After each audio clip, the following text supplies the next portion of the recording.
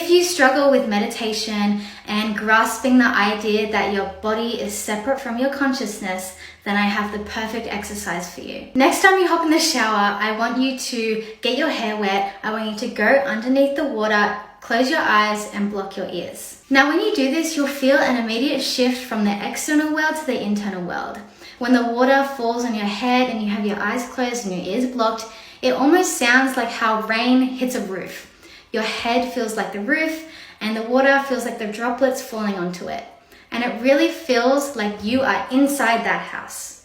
And I really want you to pay attention to what that feels like. When you're doing this, I want you to say to yourself, sounds weird, but just close your eyes, block your ears, as I said, and say, the water is the rain, my skull is the house, and I am the person that is inside.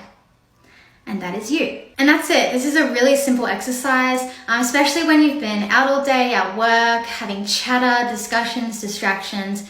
When you do this, and even just for 30 seconds, it feels very peaceful and very quiet.